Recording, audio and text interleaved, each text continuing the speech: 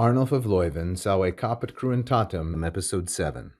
Tuae sanctae passioni me gaudeirem interponi, in hoc cruce tecum mordri, praesta crucis amatordri, sub cruce tua moriar. As we start stanza number 7, the 7th stanza, remember that each line is 8 beats, and in the first 4 there's a rhyming pattern. Here, all 4 of them rhyme, while this 5th line in the stanza will rhyme with the final line of the next stanza, which is line number 40. So now the translation. At your holy passion. So these are feminine singular and dative. The noun is passione, like so. Third declension noun, passio, passionis, and it's feminine. It is related to the verb patior, to suffer. So at your holy passion, these two modifiers, I would rejoice, gauderem. So this is a first singular. It is an imperfect subjunctive active, and this is an independent subjunctive. So it is a main verb. It's a leading verb. I would rejoice. This could be called a potential subjunctive. It shades over into an optative use.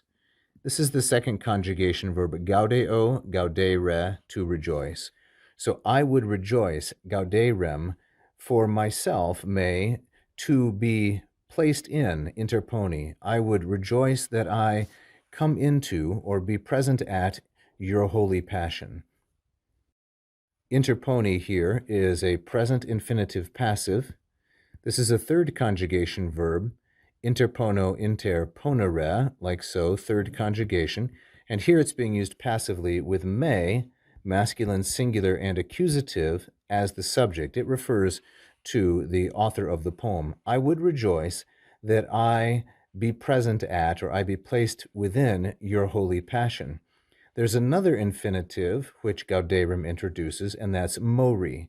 Mori is a present passive infinitive, but this verb is deponent, morior, like so, and it means to die. It's third conjugation.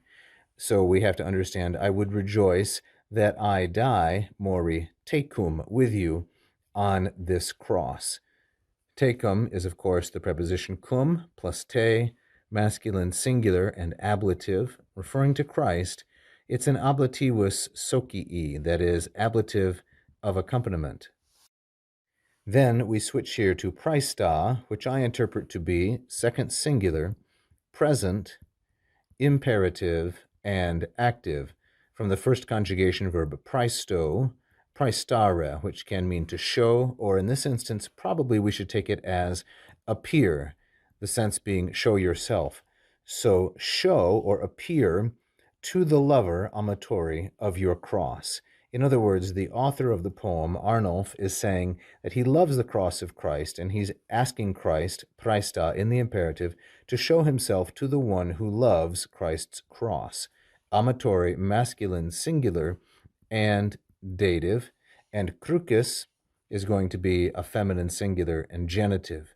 That's because the noun crux, crucis, is a third declension feminine noun. So show yourself or appear to the lover of your cross, the one who loves your cross.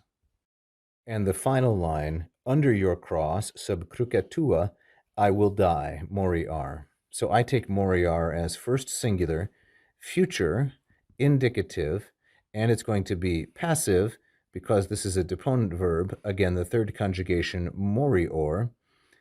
Mori is the infinitive. We see it here. I will die beneath your cross, sub cruce tua, and this is feminine, singular, and ablative. Thank you so much for watching this free video. I hope that you learned a lot about the classical languages and advanced your knowledge and enjoyment.